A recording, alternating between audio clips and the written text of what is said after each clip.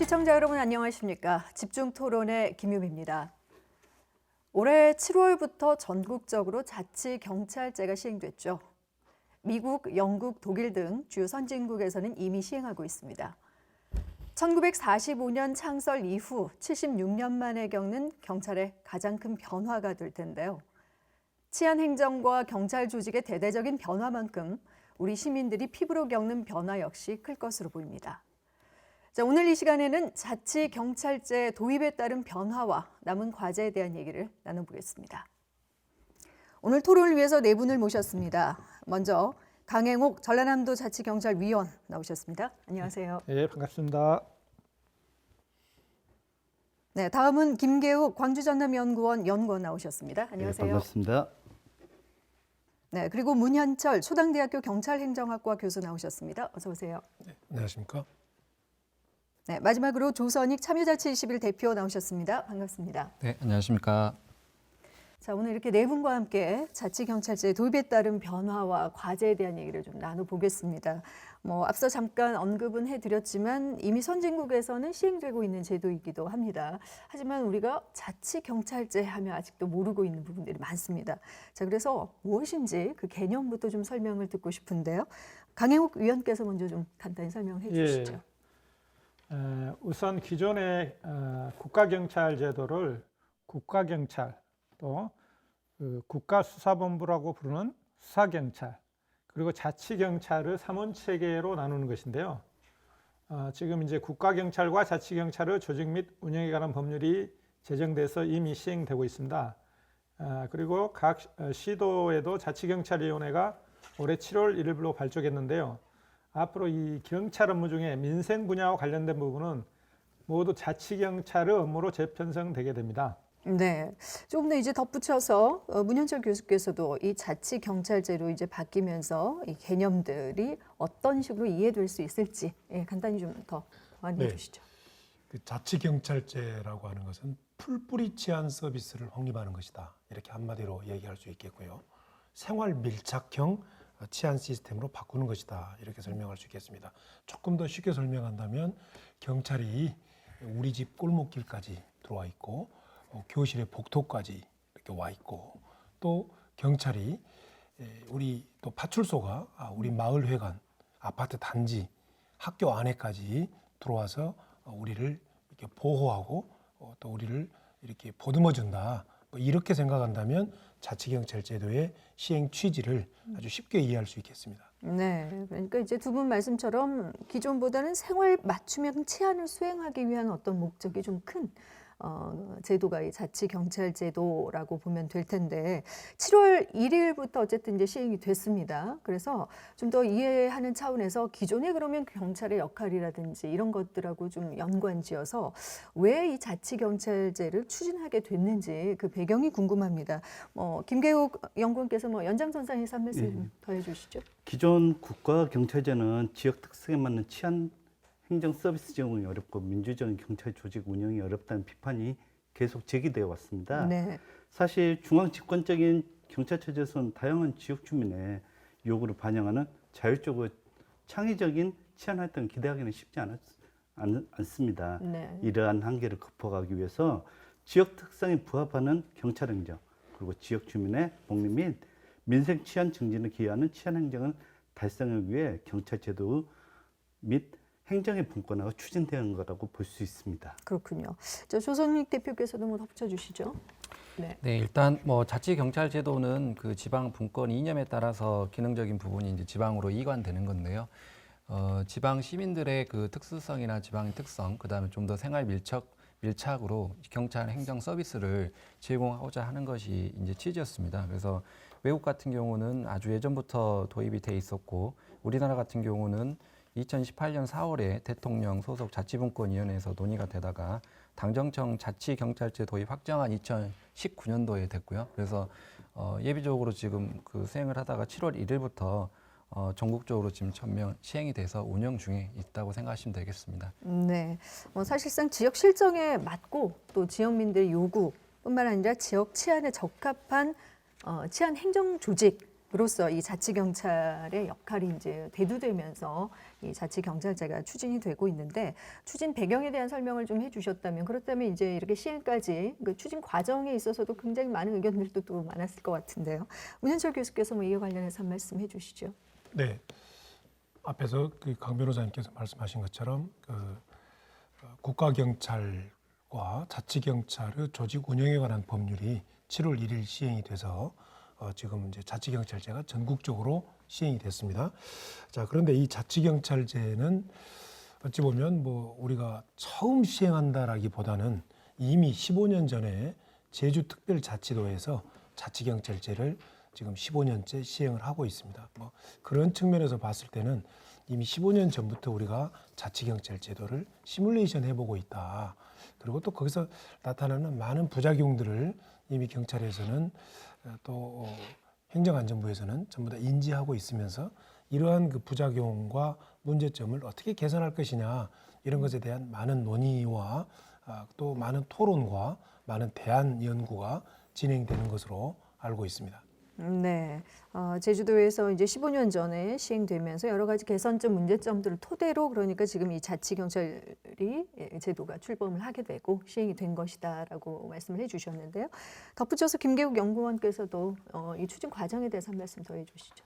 아까 지금 문현철 교수님께서 이야기해 주셨으니 자치경찰제가 지금 어떻게 보면 논의된 게 아주 오래된 역사가 있습니다. 실제로 네. 우리나라에서 국민의 정부 이후로부터 시작됐고 이게 어떻게 보면 시행된 건 이제 문재인 정부에서 시행이 되게 됐는데 국민의 정부에서도 광역 단위 자치경찰 도입 시한 마련을 준비하였으나 뭐 추진 여건 불비로 시행이 유보됐고 참여정부에서는 2004년 지방분권 특별법이 제정되면서 자치경찰제를 도입을 명문화했고 기초 단위까지 선택제 도입을 전제로 논의가 진행되었습니다.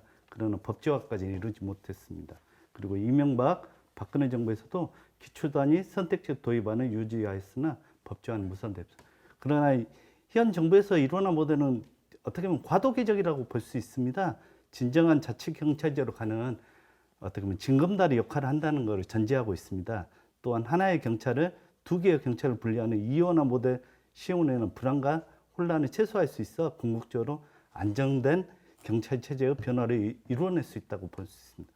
그러나 한편으로는 지방분권 차원에서 자치경찰로 더 많은 업무와 역할 배분을 통해 자치경찰의 권한을 확대 강화시키지 못한 한계점도 있는 것으로 나타났습니다. 네. 뭐 전국의 이제 시도경찰청이라든지 경찰관서에 근무하는 경찰관들이 이제 같은 건물에서 근무를 하더라도 말씀대로라면 이제 맡은 사무에 따라서 새 기관의 지휘 감독을 받게 되는데 자, 이렇게 자치경찰의 그럼 역할에 대해서 좀 더 구체적으로 좀 더 이야기를 나눠보겠습니다. 관련해서 조선익 대표께서 먼저 이제 자치경찰제에 있어서 이 국가경찰과 자치경찰관의 어떤 업무들을 좀 더 자세히 좀 알려주시죠. 네, 일단 자치경찰의 업무는 이제 법률로 정해져 있습니다. 근데 이제 생활 밀착형 경찰 제도다 보기 때문에 생활 안전이나 지역 교통, 그다음에 지역 경비 업무를 갖고 이제 방범 순찰이나 사회적 약자 보호, 뭐 기초질서 위반 단속, 뭐 교통 관리 이런 부분들을 이제 지역민들의 치안 서비스를 담당하는 일을 하고요.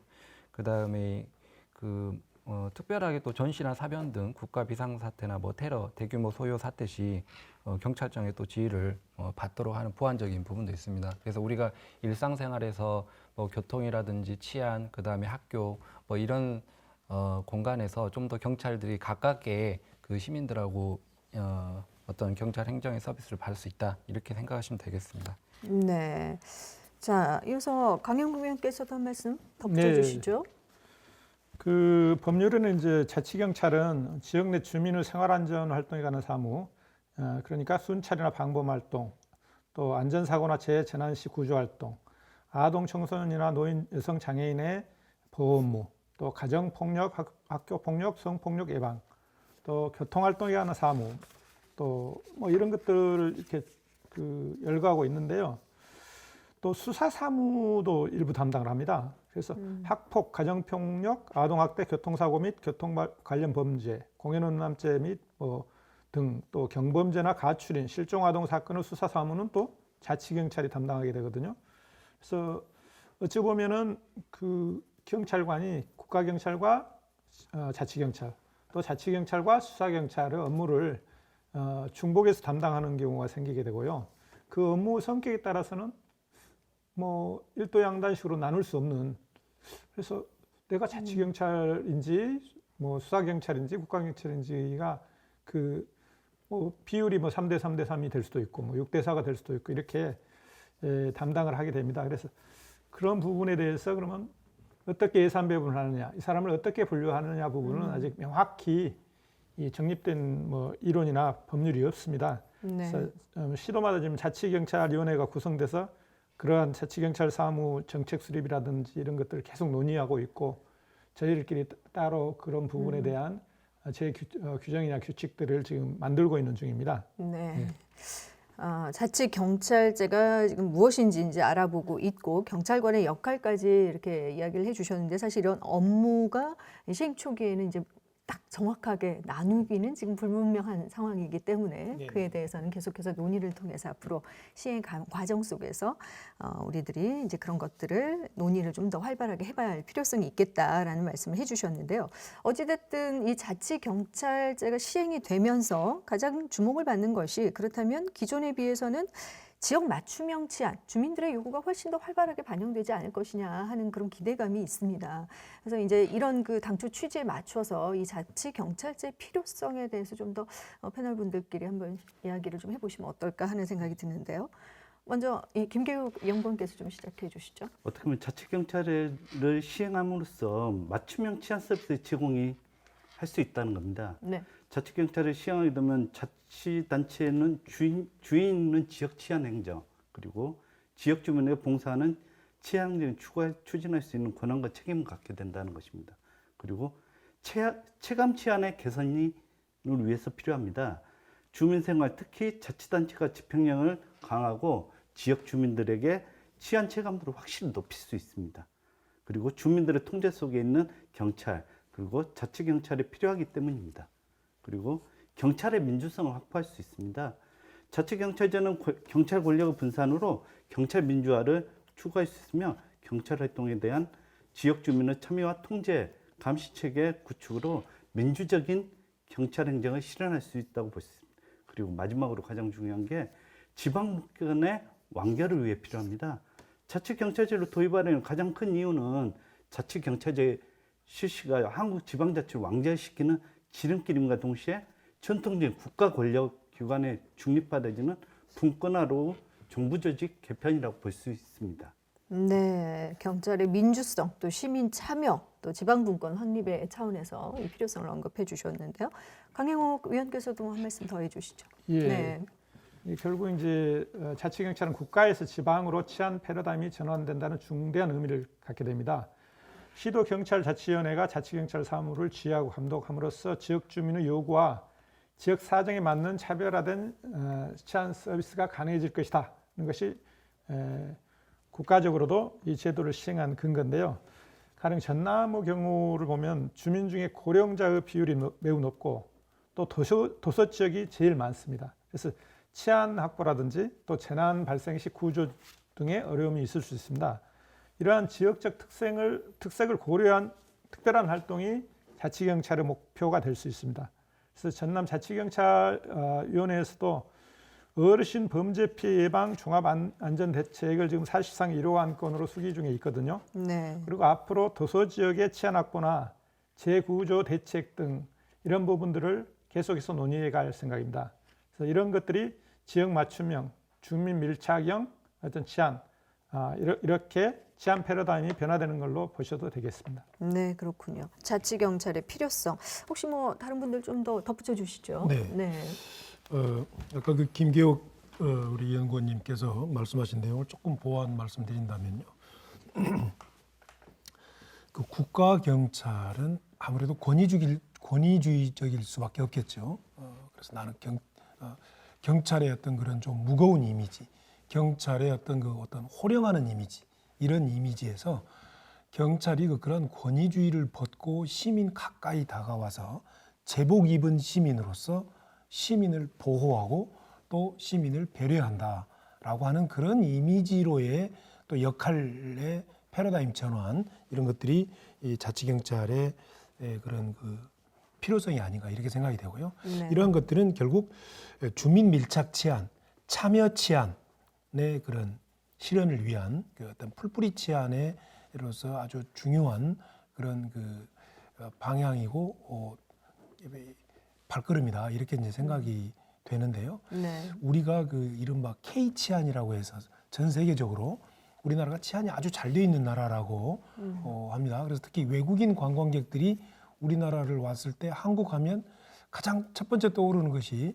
뭐 K-팝도 있고 뭐 그러지만 치안이 잘 돼 있다. 근데 이러한 그 K 치안의 그런 그 완결하는 그런 것들이 바로 그 자치경찰제를 잘 정착시키는 것이다. 네. 이렇게 생각이 됩니다. 네. 뭐 혹시 더 덧붙이실 말씀 있으십니까? 네, 저도 한 말씀 네네. 드리자면 사실 이게 이제 해방 후에 제일 먼저 이 자치경찰이 도입됐어야 맞거든요. 왜냐하면 일본 일제차에서 통치를 위해서 만들어진 경찰 조직이 그대로 미 군정을 통해서 또 우리 그 국가가 새로 그 우리가 새로 이제 대한민국 건국 됐잖아요. 네. 그런데도 그 경찰 조직이 그대로 이어졌습니다. 심지어 미 군정은 일본에는 완전히 자치경찰이나 이런 부분을 도입을 했거든요. 지방자치도 도입을 했고 민주주의를 전부 일본에 이식을 했습니다. 일본이 다시 이렇게 전체주의로 나가지 않기 위해서 민주주의를 해놓고 우리나라에 대해서는 그대로 옛날에 일제가 하던 사법 시스템 그대로 썼고 경찰 조직도 그대로 썼거든요. 그래서 우리도 크면서 경찰하면 무서운 사람, 피해야 할 사람, 학교 다닐 때도 뭐 학생들 잡아가는 사람 이런 이미지가 계속 강했는데요. 네. 일본은 수십 년 전부터 보면 그냥 경찰관을 게이사스관이라고 안 하고 오마와리 상이랍니다. 그냥 뭐 돌아다니는 사람이라는 뜻인데 어찌 보면 그냥 길을 일컬어하는 사람들이 제일 먼저 경찰서로 가고 파출소로 갑니다. 그러면 그 주소지 가지고 다 데려다 집까지 찾아도 가요, 경찰관이. 그 무서운 이미지가 전혀 없고 어떤 위난이 닥쳤을 때 제일 먼저 찾는 사람이라는 이미지가 있거든요. 근데 우리는 내가 크게 잘못하지 않았어도 경찰관 보면 피해가는 운전을 하다가도 경찰관 보면 속도 위반도 안 했는데 괜히 뜨끔하면서 혹시 나 잡으려는 거 아닌가 이런 이미지가 있는데 그런 것들이 그 기존에 있었던 국가경찰, 억압하고 통제하는 그런 이미지 때문에 그런 것이 아닌가. 그래서 이번에 진짜 자치경찰에 보이지 않는 혁명적인 변화가 일어났다. 네. 이제 드디어 경찰관이 나의 바로 제일 가까운 이웃이 되는 그런 패러다임 변화가 일어났다 이렇게 생각하고 싶습니다. 네, 뭐 역사적으로 그 통치 중심 어떤 권위적인 이미지가 이제 전환될 필요성이 있다라는 어떤 시대적 요구에 맞춰서 이 자치 경찰제의 필요성도 함께 이제 또 언급을 해주셨는데요. 말씀을 듣다 보니까 이런 필요성들의 이제 공통된 것들 중에 하나가 민주적이고 또 시민 참여. 주민 밀착 뭐 이런 부분들이어서 이게 이제 자치 경찰이라는 말 자체가 그렇지만 각 지자체별로 어떤 특색 있는 정책들이 굉장히 많을 것 같습니다. 그래서 자치 경찰과 관련된 혹시 조례들이 있으면 좀 참고가 될 수 있을 것 같은데요. 관련해서 문현철 교수께서 먼저 네. 답변해 주시죠. 그 조례 말씀보다는 네. 자치경찰 제도라고 하는 제도의 도입, 바꿔 말하면 그 하나의 경찰이 두 개의 경찰로 전환된다라고 하는 것은 법률 차원에서 국가의 치안 패러다임을 다시 재설계하고 재디자인하는 겁니다. 네. 그렇기 때문에 이제 조례 단계보다도 과연 법률이 어떻게 되어 있느냐, 법률이 어떻게 설계돼야 되고 법률이 어떻게 재디자인 돼야 되느냐, 뭐 이렇게 이게 더 중요하다는 생각이 들고요. 네. 결과적으로 지금 뭐 각 그 시도자치경찰위원회에서 뭐 1호 시책이라고 막 이렇게 내고 있어요. 뭐 광주는 어린이 교통안전, 그다음에 우리 저기 전라남도는 어르신 범죄 피해, 뭐 부산은 해수욕장 안전, 뭐 경남은 등굣길 뭐 이렇게 하고 있는데 이런 논의가 바람직하지 않다. 저는 이렇게 생각됩니다. 왜냐하면 앞에 서두에서도 말씀드렸던 것처럼 제주특별자치도에서 15년째 자치경찰제를 시행해 오고 있지만 역시 고질적으로 잘 해결되지 않는 문제가 있습니다. 아까 강 변호사님도 김계욱 연구원님도 말씀하셨고 조선익 대표도 말씀하셨지만 그 업무의 그 중복 문제, 혼선 네. 문제랄지 또 그 어떤 신속성의 저하의 문제 이런 문제들이 계속 나타나지만 그게 또 이렇게 한마디로 해결될 수 있는 문제들이 아니거든요. 자치경찰제가 시행되면 계속적으로 나타나는 문제인데 이걸 그렇다면 우리가 전국적으로 자치경찰제를 시행을 하면서 역시 잘 해결되지 않는 어떤 업무의 중복, 지휘체계 혼선 이런 문제 또 지역 어떤 분들과의 그런 경찰의 유착 이런 문제 또 정보의 유출 이런 문제들을 어떻게 해결할 것이냐 여기에 좀 더 초점을 맞춰서 네. 우리 그 뭐 시도 자치경찰위원회는 지금 고질적인 이런 문제들은 이렇게 지금 해결해 보려고 하고 있다 이런 논의가 바람직하지. 네. 그리고 지금 이 광주, 경남, 부산, 서울, 전남에서 논의되는 전부 다 그 이른바 1호 시책이라고 하는 것들은 다 있는 거예요. 네. 어느 그 시도 자치경찰위원회나 다 있는 것들인데 그 중에 하나를 뽑아서 우리는 이걸 이렇게 하는 것은 약간 포퓰리즘으로 흐르지 않을까. 보다 더 본질적인 문제를 해결하는데 조금 더 중점을 둬야 되는 것이 아닌가라고 저는 우리 저 네. 강영욱 위원님께 강력히 말씀을 드리고 싶어요. 네. 네. 그 문제는 지금 저희가 이 자치경찰제 도입에 따른 변화 우려에 대한 어떤 논의에서 또 많은 패널분들이 또 한 번씩 언급을 해주실 것 같습니다. 조선익 대표께서 뭐 그렇지만 이 자체별로 지자체별로 또 이런 정책들이 시행될 수 있다라는 점에서 한 말씀 해주시죠. 일단 그 문열철 교수님께서 말씀하셨던 그 자치경찰제도 시행에 따른 지금 제주시나 다른 해외 사례에서 그 발생하는 문제점은 아마도 우리 광주시도 시간이 지나면서 동일한 문제점에 복면할 가능성이 크고요. 네. 우리 광주광역시 조례도 보면 그 자치경찰 사무하고 국가경찰 사무가 유기적으로 연계되고 자치경찰 사무와 균형이 이루어지도록 노력해야 된다라고만 돼 있지 이게 명확하게 뭔가 업무의 구분이 돼 있지 않은 상태예요. 그래서 이 자치경찰 사무에 대한 소구성을 띌 수 있는 오히려 그런 법률이나 조례 구조를 현재까지는 갖고 있다고 보이고 또 네. 국가경찰도 이런 부분을 이유로 본인들의 사무나 업무에 대해서 또 다른 생각을 가질 수도 있거든요. 그래서 네. 이제 이런 부분들이 시간이 지나면서 명확하게 좀 업무 구분이 돼야 될 부분인 것 같고요. 네네. 이제 그런 점들이 이제 우려된다고 하더라도 어찌됐건 자치경찰제도는 그 지역의 특성이라든지 주민들하고 어떤 네트워크를 통해서 그 지역의 실정에 맞는 서비스를 제공하고 또 상황에 따라서는 또 한쪽 부분에 또 균형 감각 있게 이렇게 좀 자율적으로 할 수 있는 권한의 묘미가 있지 않겠습니까? 그래서 뭐 대구 같은 경우는 시민 중심 뭐 네트워크, 부산 같은 경우는 외국인들이나 관광객이 많이 없기 때문에 치안 중심, 광주 같은 경우는 지금 어린이 교통 안전에 대한 부분을 이야기를 하고 있는데 어찌됐건 지금 경찰 제도가 그 지역 주민들한테 느끼는 서비스 만족도가 높아져야 돼요. 근데 현재 경찰 시스템은 뭐 국가기관 신뢰도 측정을 하더라도 최하위 기간이 있습니다. 그것이 이제 정치적 중립성에 좀 훼손된다든지 신속성이 좀 떨어진다든지 뭐 시민의 눈높이에 맞지 않다든지 이제 여러 가지 이유가 있는 건데 그 자치경찰제도도 이제 기존의 큰 국가경찰제도가 갖고 있던 비판적 부분에 대한 개선책을 내놓지 않는다면 동일한 평가를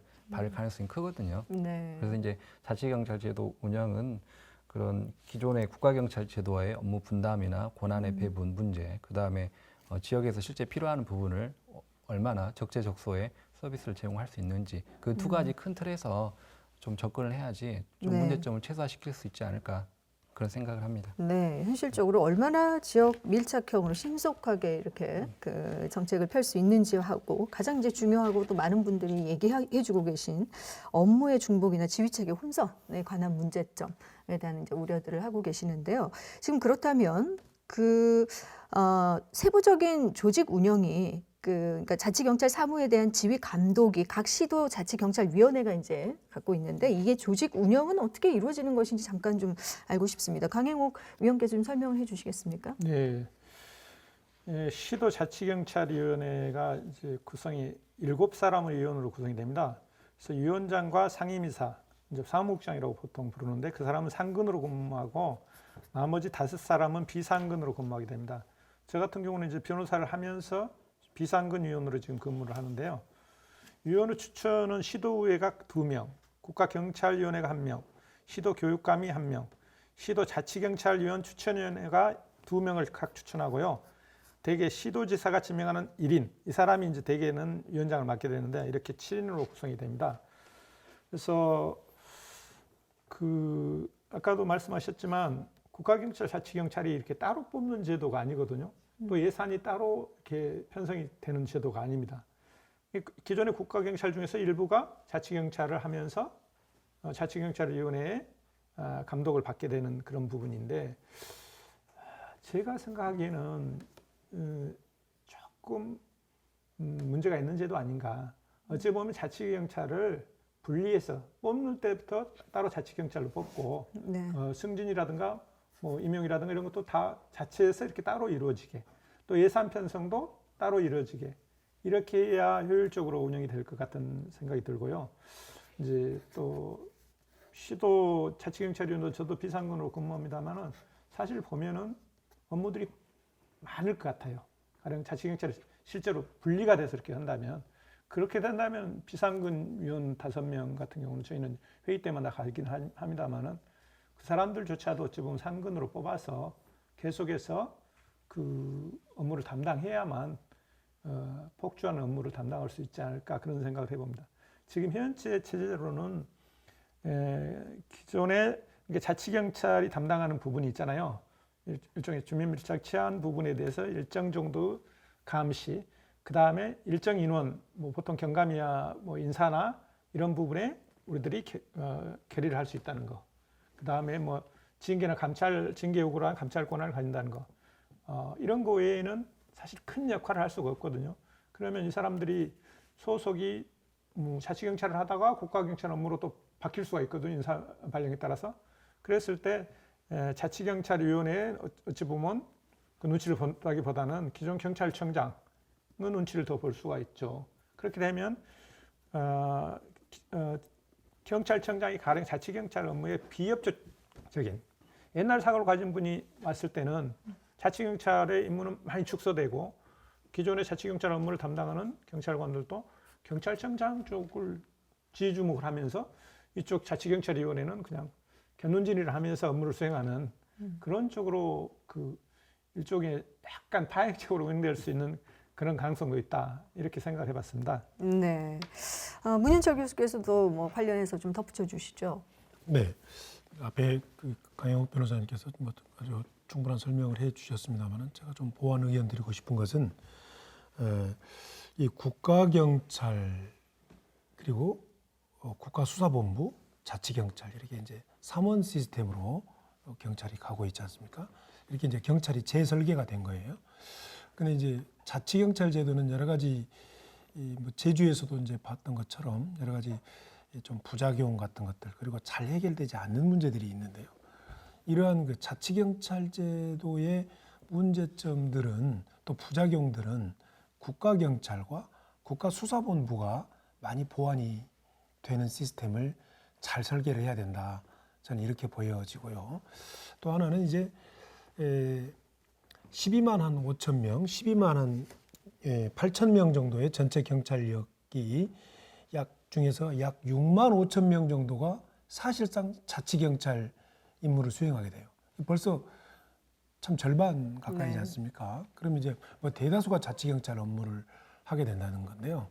이제 여기서 이제 굉장히 문제가 되는 것이 뭐냐면, 자치경찰은 아무래도 지역 치안을 담당하고 그리고 또 현장에 많이 있다 보니까 이 자치경찰을 담당하는 사람들이 한 곳에 오래 있게 될 가능성이 있고, 그러다 보면 매너리즘에 빠지게 된다는 거죠. 네. 이 자치경찰의 그런 그 참여 치안, 그다음에 그 마을 치안, 그다음에 그 이렇게 친밀한 민생 생활 밀착 치안은 다 좋은데, 이걸 담당하는 경찰관들의 매너리즘을 어떻게 잘 극복하게 할 것이냐, 또는 또 인사 문제에 있어서 누구나 이런 관료 조직에서는 어떤 일정한 시간이 지나면 이렇게 승진하고 또 전근 가고 하는 이런 변화 속에서 이런 신진대사가 일어난단 말입니다. 그런데 너무 현장에 또 오래 있다 보면 그런 승진 문제나 업무의 전환 문제는 또 어떻게 할 것인가, 이런 것들이 굉장히 큰 숙제로 남아 있다. 네. 이렇게 말씀을 드리고 싶습니다. 네, 여러 가지 이제 문제점들에 대해서 알려주셨는데요. 지금 시행 전에 시범 운영을 했었잖아요. 이제 그 내용도 좀 궁금합니다. 김계욱 연구원께서 좀 설명해 주시죠. 이제 어떻게 보면 조직이 시도경찰청 자치경찰부와 차장 및 그리고 시도자치경찰위원회 사무기구 운영을 통해서 조직이 선택이 됐고요. 지방경찰청 명칭이 올해 초에 우선 변경이 됐습니다. 지방경찰청에서 시도경찰청으로.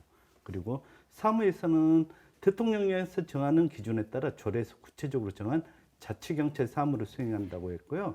시도자치경찰위원회 지휘감독을 실시한다고 했습니다.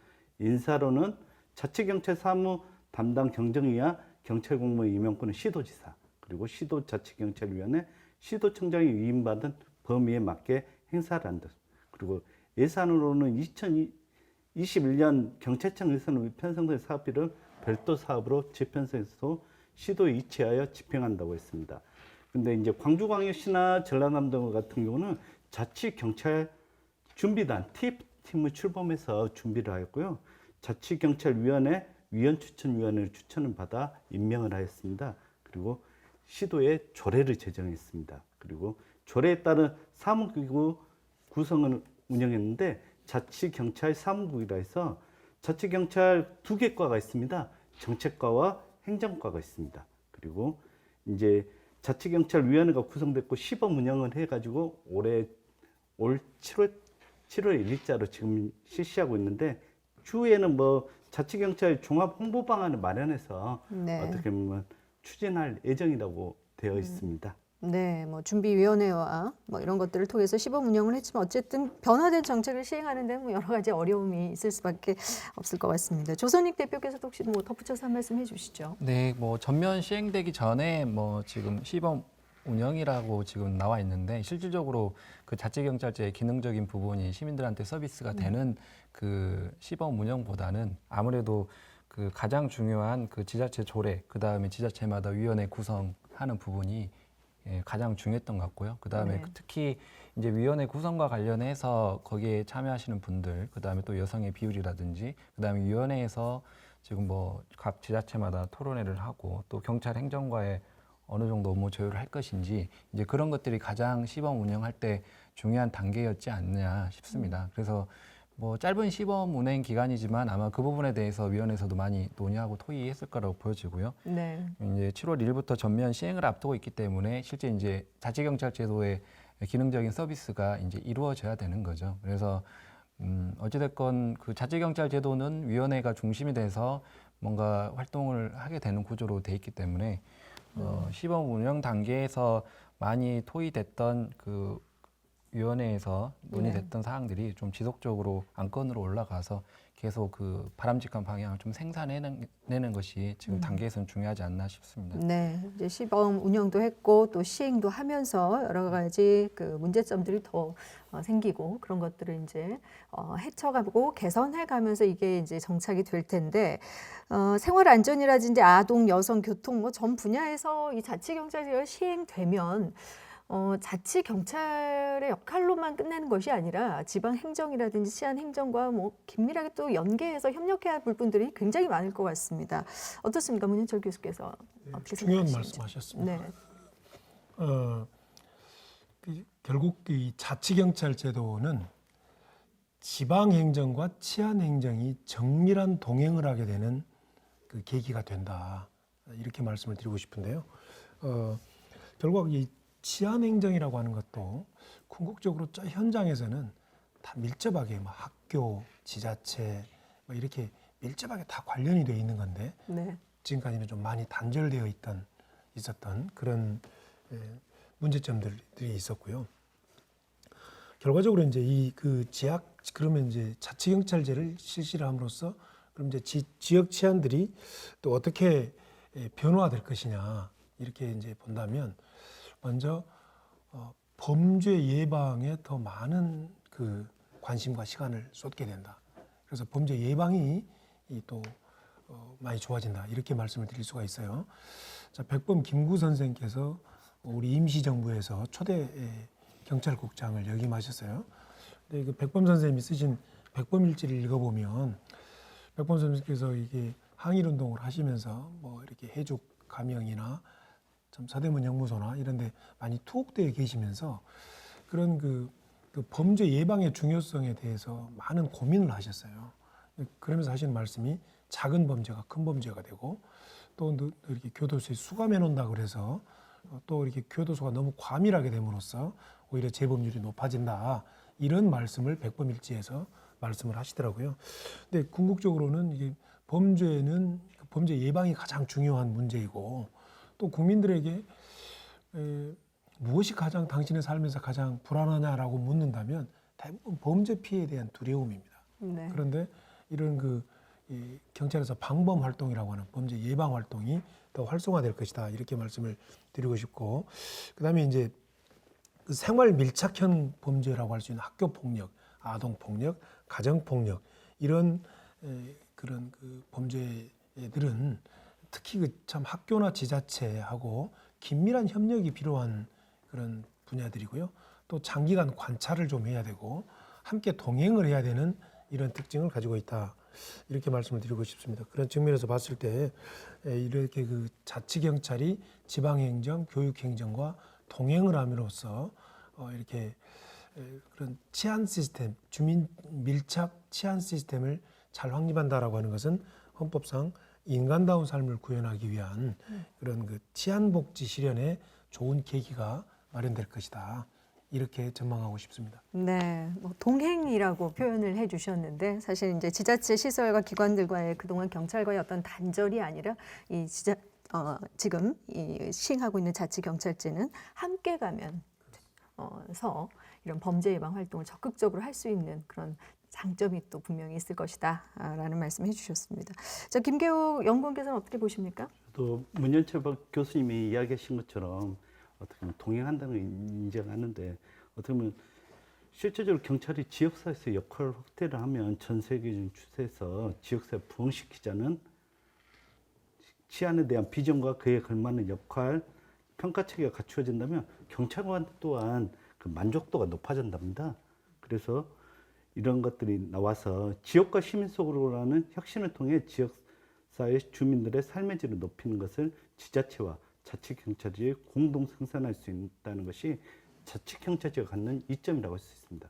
그리고 최근에 광주에서 어떻게 보면 학동에서 사고가 났듯이 어떻게 연계 협력하는 게 필요할 것 같습니다. 실제적으로 경찰 따로 있고 소방관 따로 있고 어떻게 보면 행정 따로 있고 아니고 전체적으로 같이 활동을 했다면 이런 것도 미연에 방지할 수 있었을 거라고 생각됩니다.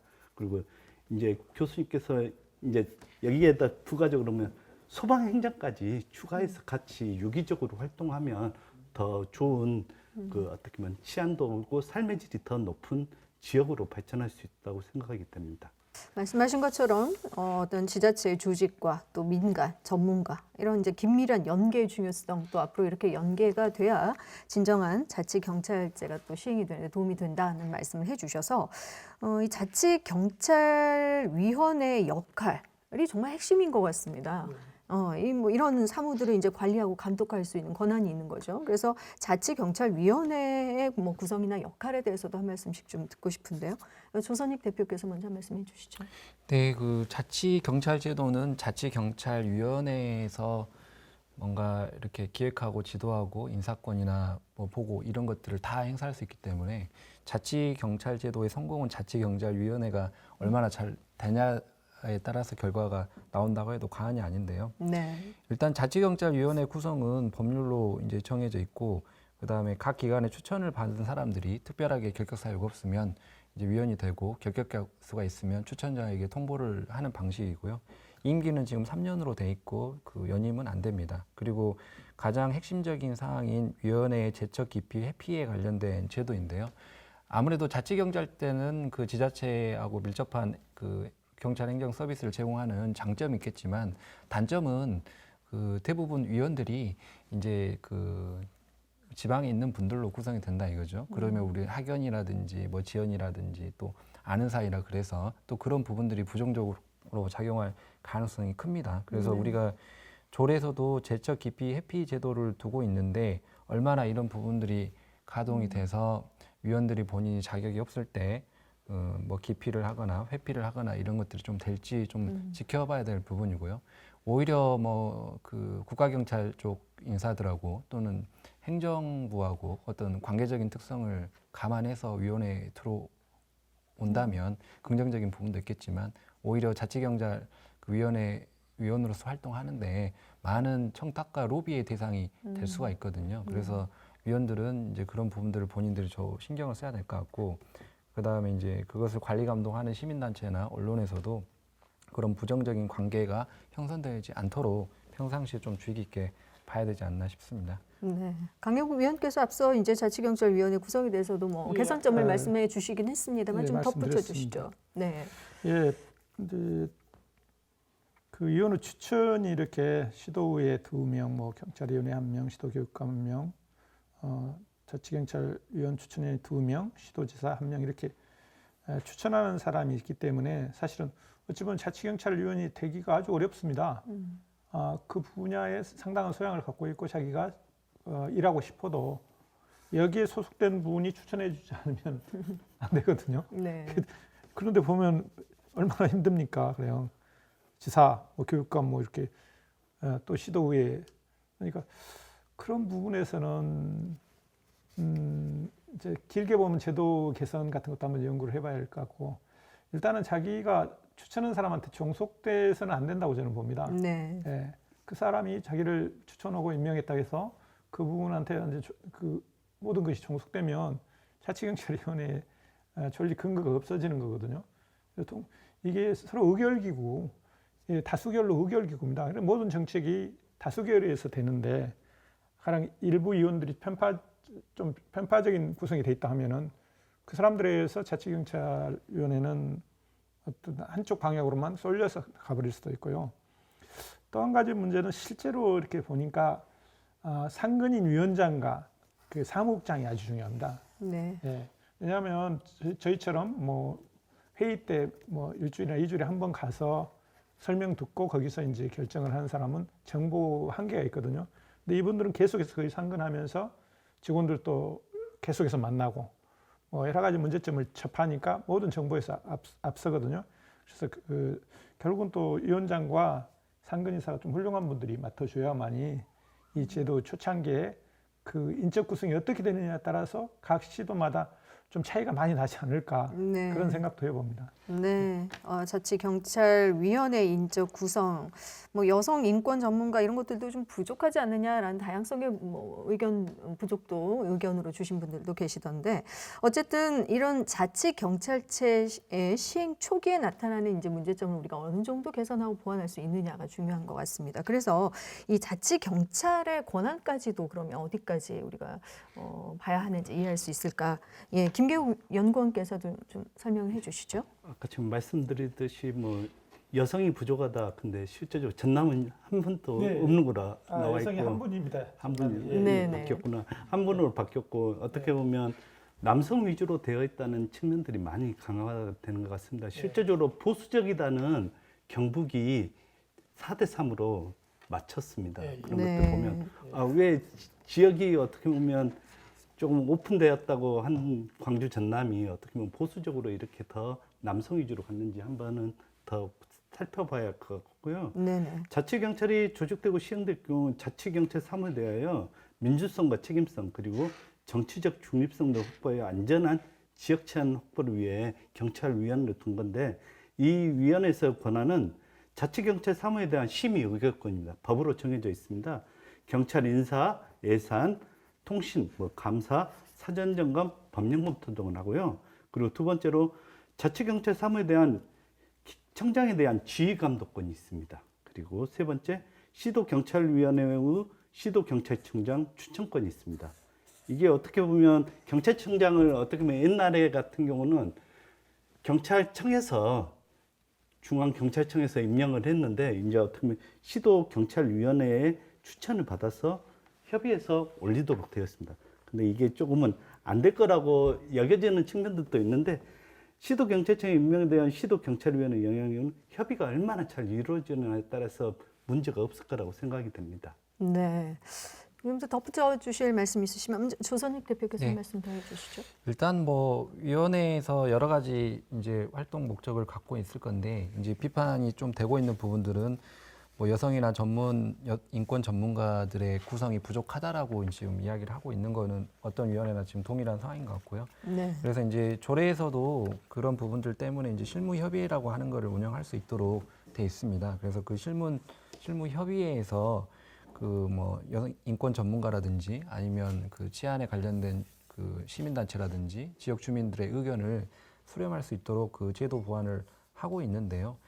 다만 이제 그 제도 보완 협의회, 실무협의회가 이제 강제적인 조직은 아니고 필요에 따라서 운영을 할 수 있고 그 내용을 이제 경청하는 수준으로만 돼 있습니다. 그래서 지금 그 기존 위원회가 이제 성공적으로 그 활동을 하려면 그 본인들의 전문성이 떨어지는 부분도 분명히 있지 않겠습니까? 그래서 이제 그 사이드 조직을 얼마나 잘 활용을 해서 거기에 관련된 정보를 얼마나 흡수해서 실제 실무에 반영할지도 되게 중요한 것 같고요. 그다음에 기존에 지금 심의 의결권이 있고 그 심의 의결권은 이제 인사 예산에 관련된 부분, 그다음에 지휘 감독권, 그다음에 청장 추천권이 있는데 이게 되게 가벼운 권한이 아니죠. 엄청나게 큰 권한을 갖고 있기 때문에 네. 그 위원회의 독립성 자체가 생명이 돼야 된다고 생각을 합니다. 그리고 이제 지휘 감독권이라고 하는 거는 말 그대로 지휘하고 감독만 하는 게 아니고 그 지휘하고 감독했던 거에 대한 보고까지 받아야 되는 상황이거든요. 예, 그렇기 때문에 기존 경찰 조직과의 얼마나 업무가 원활하게 될지도 위원회에서 잘 봐야 되는 지점인 것 같습니다. 네, 자치경찰위원회 구성과 또 독립성이 굉장히 중요하다라는 말씀들을 해주셨는데요. 자, 또 하나의 우려로 이제 가장 많이 언급해 주신 문제입니다. 이 국가경찰과 자치경찰의 중복 업무에 대해서 이렇게 국가경찰과 자치경찰 간의 중복 업무에 대해서 예산을 낭비하는 것이 아니냐, 혹은 뭐 일부 경찰의 경우엔 신분 변경에 그치는 제도이다, 혹은 겉모습만 자치경찰로 현실적으로 자치경찰제가 시행이 된다고 해도 기존과 얼만큼 달라질 수 있겠느냐 하는 그런 비판들이 일부 있습니다. 자, 이와 관련해서 좀 이야기를 나눠보겠습니다. 먼저 강행욱 위원께서 예. 시작해 주시죠. 예, 아까 지난 문제 잠깐 언급하면요, 그 여성이 그러니까 특수성이 10분의 6을 넘지 않도록 이렇게 노력해야 한다고 법률에서 말하고 있거든요. 그리고 이게 인권 전문가가 하도록 노력해야 한다. 근데 노력해야 한다라고만 했기 때문에 그것 때문에 이렇게 전남 1명, 광주 2명 해서 비판을 좀 받고 있는데요. 그러니까 사실은 노력해야 한다 했더라도 그걸 법률이기 때문에 좀 지키려고 노력을 했어야 되는데 노력을 조금 덜 했지 않나 하는 생각을 듭니다. 앞으로 법령에서 좀 그걸 노력해야 한다가 아니라 좀 어떻게 일단 무조건 지키도록 한다든지 이런 부분들을 좀 했으면 좋겠고요. 지금 자치경찰제도에 대한 어떤 비판은 아직은 시기상조라고 봅니다. 이제 그런 말 떼서 지금 이제 시작하려고 하는데 예산 낭비가 문제가 아니라 지금 예산이 어떻게 배분할지도 결정이 안 돼 있는 부분입니다. 네. 그리고 뭐 자치경찰이라고 해서 따로 신분이 따로 바뀌지도 않습니다. 무슨 자치경찰이라고 마크가 달라진다든지 이런 것도 아니고 지금 그래서 지금 우리 국민들이 호응과 격려 또 적극적인 정책 제안을 해주실 때라고 봅니다. 네. 이제 막 가는데 아직 걷지도 잘 못한 놈은 달려라 하면은 넘어지고 자빠져서 제대로 뭐 걷기는커녕 넘어질 수 있으니까 그런 부분들을 좀 도와주시면 좋겠고요. 네. 자치경찰에 한다고 해서 뭐 따로 봉급이 달라진다든지 신분이 변화가 된 거는 지금은 거의 없습니다. 그래서 앞으로도 보겠지만은 국가경찰과 수사경찰, 자치경찰을 섞어서 수행하는 경찰관의 숫자가 훨씬 더 많으리라고 봅니다. 그래서 이걸 어떻게 분류할 것인가, 또 어떻게 해서 어떤 뭐 봉급에 대해서라든가 여러 가지 뭐 수당을 준다면은 어디까지 사람을 자치경찰로 볼 것인가, 그리고 분류하는 것도 쉬운 일이 아니고, 그래서 앞으로 이제 산재가 문제들이 이제 자치경찰위원회에서도 논의를 하고, 또 이제 뭐 국회의원이나 이런 분들도 법령에 미비한 부분이 있으면 언론을 좀 보완해 주셔가지고 제도가 일단은 우선은 이렇게 설 수 있게 해놓고 이제 그래도 걷고 뛰고 있는 놈한테 왼쪽으로 뛰어라 오른쪽으로 뛰어라 주문을 해야지 뛰지도 못한 놈한테 왼쪽으로 가라면 결국 기어가라는 소리밖에 안 되기 때문에 네. 그런 부분에서는 더 많은 관심 그리고 정책 제안 이런 것들이 필요하다고 생각합니다. 네, 뭐 부정적 우려도 있지만 사실 정책 시행 초기이기 때문에 이해와 홍보를 바탕으로 긍정적 취지를 좀 토대로 이런 것들을 좀 일단 바라봐 주셨으면 좋겠다라는 말씀을 해주셨는데요. 문현철 교수께서는 어떻게 보고 계시는지요? 네, 저도 그 강 변호사님 말씀에 많이 공감을 해요. 결국 우리가 그 첫 술에 배부를 수는 없습니다. 그리고 겁난다고 가지 않을 수가 없고 우리는 가야만 합니다. 어디를 향해서 가야 됩니까? 주민의 안전과 주민의 보호를 보다 더 밀착해서 할 수 있는 풀뿌리 치안을 향해서 우리는 가야만 됩니다. 자, 그런데 여기에 문제들이 있다는 것이죠. 방금 말씀하신 뭐 중복 행정, 예산 낭비 이런 문제들이 있는데요. 결국은 이 중복 행정과 예산 낭비가 곳곳에서 이루어지고 있습니다. 그럼 그 원인이 어디에 있냐? 아까 이제 김계욱 의원님께서 말씀하셨습니다만은 30년 만에 지방자치법을 개정을 했거든요. 그런데 우리 일상의 많은 일들은 지방자치 시스템에 탑재되어 있습니다. 결국 자치경찰 제도의 문제도 지역 치안의 문제를 지방자치 시스템에 더 정밀하게 탑재하겠다는 얘기예요. 근데 이게 고장나 있는 차예요. 지금 우리 지방자치 문제가 복지, 보건, 의료, 재난부터 시작을 해서 많은 부분들이 학교, 교육, 환경, 많은 부분들, 건설, 도시계획, 수많은 부분의 지방행정들이 고장나 있습니다. 왜 고장나 있느냐? 지금 현재 우리나라 지방행정은 국민소득 5,000달러 시대 때 설계되어 있는 거예요. 지금 우리 32,000달러입니다.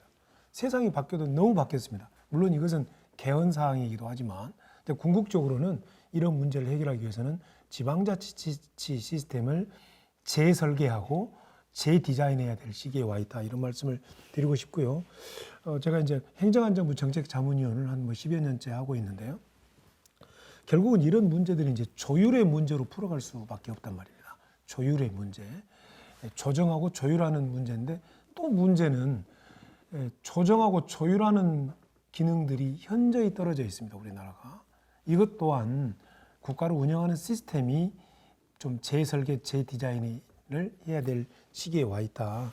이런 말씀을 드리면서 이 자치경찰에 대한 지나친 우려와 염려는 조금 그 뒤로 미루고 제주특별자치도에서 했던 그런 시행 경험들을 토대로 해서 조금 더 자신감을 가지고 우리가 앞으로 가야만 되지 않을까 이렇게 생각됩니다. 네, 지방자치 시스템이 우선 변화해야 하고 또 조율이나 조정 등을 담당하는 국가 운영 체계도 변화가 필요하다라는 것을 강조해 주셨고요.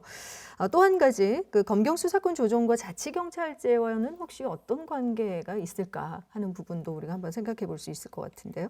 먼저 강행옥 위원께서 이 부분에 대해서 말씀해 주시죠. 네. 검경 수사권 조정 부분은 아주 오래된 국가적 과제였죠. 지금 이제 국가수사본부가 따로 발족이 돼서 수사본부장이 치안정감급이 임명이 되고 실제로 이제 활동을 하고 있습니다. 근데 이제 그렇게 되니까 또 경찰이 너무 권한이 비대해졌어요. 예. 어찌 보면 이제 그동안에 검찰이 갖고 있던 수사권을 상당히 대부분 경찰이 가져갔는데 그래서 이제 경찰 권한도 민주화하고 통제를 해야 한다는 부분에서 이제 자치경찰이 등장하게 된 것입니다. 그래서 검경 수사권 조정은 원래는 이거하고 큰 상관은 없었는데 일단 국가수사본부가 들어섰고 그래서 이제 자치경찰이 들어섰는데 자치경찰에서 그 일종 수사 사무를 담당을 하게 됩니다. 자치경찰이 아까 말했던 뭐 학폭, 가정폭력, 아동학대, 교통사고 또 공연음란죄, 가출인, 실종아동 사건의 수사사무 이런 것들은 국가수사본부가 있음에도 불구하고 자치경찰이 담당하게 된다는 것입니다. 그러니까 이거 하면은 상당히 많은 수사사무가 사실은 자치경찰의 또 업무가 됩니다. 사람들이 헷갈릴 수가 있는 것이 자치경찰은 그냥 주민 치안만 하는 줄 알았는데 수사사무도 한다고 그러면 이게 뭐지? 이렇게 약간 헷갈릴 수가 있고 실제로 담당하는 직원도 내가 국가경찰인가 아니면 이런 수사 사람을 하고 있을 때 수사경찰인가 아니면 자치경찰인가 이런 부분들이 문제가 될 수 있고, 이제 검경 수사권 조정이 이미 안착 단계에 들어섰고, 좋든 싫든 이제 그건 온 국민의 이제 수사권을 일차적으로 경찰에 갔는데요. 저는 이제 그 부분에서 단초 제공은 검찰이 했다고 보고, 공정하지 못한 수사를 한다든지 여러 가지 청탁 같은 것에 그 취약한 그런 검찰 행정을 함으로써 그 원인을 제공했다고 보는데요. 저는 이 경찰을 그냥 국가수사본부로 독립시켰다고 해서 그 부분이 해결됐다고 보지 않습니다. 원래 경찰 조직도 상당히 이런 그 뇌물이라든지 이런 청탁이라든지 상당히 취약한 조직이었거든요. 그리고 어찌 보면 온 국민이 볼 때 검찰보다는 조금 더 실력이 없는 조직으로 보고 있거든요. 그래서 저는 수사경찰은 당연히 다시 뽑아야 된다고 봅니다. 선발 과정부터 다시 달리해야 되고, 교육 과정에서도 청탁이라는 걸 받지 않는 그 교육을 엄청나게 윤리 교육을 시켜야 되고, 그 외에 일반 경찰보다는 훨씬, 제가 볼 때는 거의 2배 가까운 직급을 올려준다든지, 처음부터 뭐 아주 뭐 높은 계급으로 임관하게 한다든지, 아니면 보수라든가 이런 것을 엄청나게 뭐 수사수단 같은 것을 신설해서 이 사람이 뇌물이라든가 청탁이 흔들리지 않게 자기가 이 조직에서 인정받고 승진하고 이렇게 해도 자기 가족 다 돌볼 수 있고, 네. 뇌물이나 이런 거 안 받아도 나 얼마든지 이 조직에서 경제적으로 어려움 없이 커갈 수 있다. 이런 확신이 있으면 누가 뇌물을 받겠습니까? 뇌물 주려는 사람 바로 형사입건 시키겠죠. 그래서 그런 부분들, 수사경찰의 강화, 실력 강화, 선발 과정의 독립화, 이런 부분들이 없이 기존의 경찰 중에서 이렇게 따로 수사경찰을, 물론 그분들이 그 과정에서는 선발된 사람으로 압니다. 지금 보면은 제가 일선 경찰서에 들어가 보면 고소사건 이런 걸 다룰 때 보면 10년, 20년 전에 경찰관 수준에 비하면은 어찌 보면 검찰 수사관 못지않다 하는 정도로 사실관계를 잘 정리하고, 행령 배임같이 어려운 경제적 사건에도 정말 사실 파악을 잘하는 분들을 많이 봤어요. 근데 조금 죄송합니다만 아직도 못 미치는 분들, 특히 좀 연로한 분들을 보면은 고소 내용도 잘 이해를 못하고 이걸 뭘 수사해달라는 것도 이해 못한 분들이 또 업무를 담당하는 분도 있거든요. 그분들은 같은 내용을 조사하는데 서너 배 시간이 더 걸리고, 그 조사 내용도 이리 갔다 저리 갔다 해서 이게 보통 사람이 수긍을 못하게 하는 경우가 있어요. 그래서 그런 부분들에서 수사경찰을 완전히 이렇게 강화해놓고 나서 국수보건 쪽에서 했어야 되고, 앞으로라도 그게 과제라고 생각합니다. 네. 또 한 가지 이제 자치경찰에 대한 여러 가지 우려, 좀 전에 이제 말씀해 주셨지만 너무 지나친 비판과 우려는 아직 시기상조다라는 말씀을 해주셨지만, 한 가지 더, 그 자치경찰 다 좋은데 사실 이런 지역 권력이라든지 유착에 대한 염려들이 좀 있습니다. 정치적 중립성이 좀 훼손되는 부분에 대한 우려에 대해서는 어떻게 보십니까? 문현철 교수께서 좀 답변해 주시죠. 네. 그 정치적 중립성의 훼손의 우려, 그다음에 그 지역 그 사람과 경찰의 그런 밀착, 뭐 이 문제는 우리보다 경찰 제도를 오랫동안 운영한 선진국에서 이미 다 경험한 것들이고요. 또한 우리가 이제 뭐 국민소득 32,000달러, 그리고 뭐 오늘 뉴스를 보니까 유엔에서 이제 공식적으로 우리나라를 선진국으로 인정했다고 그래요. 네. 이제 더 이상 우리는 뭐 서류상으로나 국제법적으로나 더 이상 개발도상국가가 아닌 나라가 되었다는 얘기는 결국 시민들의 민주적인 선진 시민 의식이라고 생각이 돼요. 근데 제가 봤을 때는 이 정치적 중립성의 훼손의 문제, 지역 권력과 유착 문제 역시 지나치게 우려할 문제가 아니라고 생각합니다. 왜냐하면 결국은 시도지사가 자치경찰위원회에 또 위원을 또 지명하고, 또 자치경찰에 예산 편성을 하고 뭐 이런 일들을 하다 보니까 결과적으로 시도지사의 업적에 지역 치안이 포함이 되게 된 거예요. 그래서 시도지사는 광역특별시장, 광역시장, 도지사는 심리적으로 어떤 의미에서는 굉장히 마음이 무거운 겁니다. 본인의 업적을 평가받아야 되는데 여기에 지역 치안이 들어가니까, 이렇다고 봤을 때 만에 하나 그런 그 누군가의 정치적인 청탁을 받아서 뭐 이렇게 경찰에 자치경찰에 뭔가 영향력을 행사했다거나 또는 뭔가 유착된 사람들을 그냥 그대로 놔뒀을 때 나타나는 그런 문제들은 고스란히 시도지사 책임이 되는 거거든요. 그렇기 때문에 이 문제는 결과적으로 선거 문제를 통해서 해결할 수 있는 어떤 민주국가의 원리 중에 하나이기 때문에 지나치게 이 문제를 이렇게 우려할 것은 아니다. 근데 결국은 이제 정치의 시대이기 때문에 중요한 것들은 다 정치가 결정하거든요. 네. 그렇기 때문에 우리 헌법상 국민주권의 원리 이 측면에서 봤을 때 그렇게 뭐 걱정할 문제가 아니지 않느냐 이렇게 저는 진단됩니다. 네, 민주적 시민의식이 어느 정도 이제 돼 있는 우리나라의 경우 물론 이제 이런 문제들이 우려는 되지만 자연스럽게 감시 역할을 어느 정도 해낼 것이다, 자정작용을 할 것이다라고 보고 계시는데요. 조선익 대표께서는 어떻게 생각하시는지요? 네, 저는 제가 활동하는 단체 특성상 조금 반대의 입장을 갖고 있는데요. 네. 민주적인 시민이 맞죠. 근데 이제 저희가 정당이라든지 정치에 대해서 지금 국민들에게 어떤 평가를 받고 있는지는 시청자들도 잘 알고 계실 겁니다. 그래서 권력화되어 있는 조직이 지금 우리나라에서 가장 저평가되고 신뢰도가 낮다라고 평가를 받고 있어요. 그래서 우리나라가 선진국이 된 것과 선진국이 됐기 때문에 정당이라든지 정치 권력이 도덕적이고 윤리적이다라고 말하는 거는 문제가 있는 것 같고요. 그다음에 실제로 지금 시도지사는 정당에 소속돼 있는 당원입니다. 그래서 당연히 그 일반 시민의 입장에선 정당에 소속돼 있는 당원이 어떠한 의사 결정을 할 때는 어떤 쪽에 더 무게감을 두고 할 것이다라고 염려할 수 있는 거고요. 실제 그런 측면에서 많은 문제점들이 발생을 했기 때문에 정당이라든지 정치나 이 집권부에 대한 비판이 상당히 거세지 않겠습니까? 그래서 그런 부분들을 우려가 아니고 실제 발생할 수 있다라는 전제로 그게 발생하지 않기 위해서 어떤 노력을 자구적으로 할 수 있고 자구적으로 안 된다면 외부 세력에게 그 역할을 맡길 것인지 이렇게 고민을 해야지 그 문제가 발생할 수 있는 확률이 낮아지는 거거든요. 그래서 네.